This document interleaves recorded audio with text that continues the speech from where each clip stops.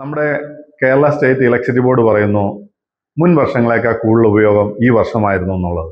പക്ഷെ നമുക്കത് വിശ്വസിക്കാൻ അല്പം ബുദ്ധിമുട്ടുണ്ട്. കാരണം ഞാൻ അവരോട് തന്നെ ചോദിക്കുകയാണ്, ഒരു 10 വർഷം മുമ്പും ഇവിടെ എന്തുമാത്രം ഇൻഡസ്ട്രി ഉണ്ടായിരുന്നു, അല്ലെങ്കിൽ ചെറുകിട വ്യവസായങ്ങളുണ്ടായിരുന്നു, അതുപോലെ തന്നെ കടകള്, അങ്ങനെ നമുക്കറിയാം നമ്മുടെ സറൗണ്ടിങ് നോക്കിയാൽ നിരവധി പ്രസ്ഥാനങ്ങളുണ്ടായിരുന്നു. ഇന്ന് അതെല്ലാം ഉണ്ടോ എന്ന് ഞാൻ അവരോടൊന്ന് ചോദിക്കുകയാണ്.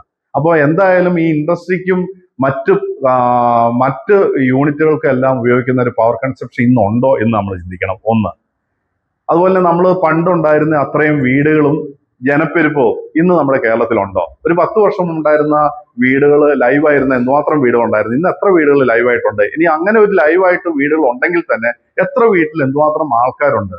അപ്പോൾ അപ്പോൾ നമ്മുടെ ഇലക്ട്രിസിറ്റിയുടെ ഉപയോഗം കൂടുതലാണോ കുറവാണോ എന്ന് നമുക്ക് ചിന്തിക്കാൻ പറ്റും.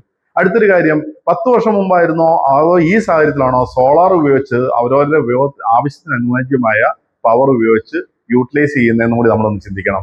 ഇപ്പൊ ഇന്നത്തെ സാഹചര്യത്തിൽ എന്തുമാത്രം ആൾക്കാർ, എന്തുമാത്രം വീടുകൾ, എല്ലാ വീടുകളുടെയും മുകളിൽ തന്നെ അവർക്ക് ആവശ്യമായ ഇലക്ട്രിസിറ്റി ജനറേറ്റ് ചെയ്ത് ഉപയോഗിക്കാനുള്ള സംവിധാനം വന്നു. എന്നിട്ടും KSEB പറയുന്നു ഇപ്പോഴാണ് ഇലക്ട്രിസിറ്റി ഉപയോഗം കൂടുതലാണ്. അത് എങ്ങനെ വിശ്വസിക്കാൻ കഴിയും? നിങ്ങൾ തന്നെ പറയൂ.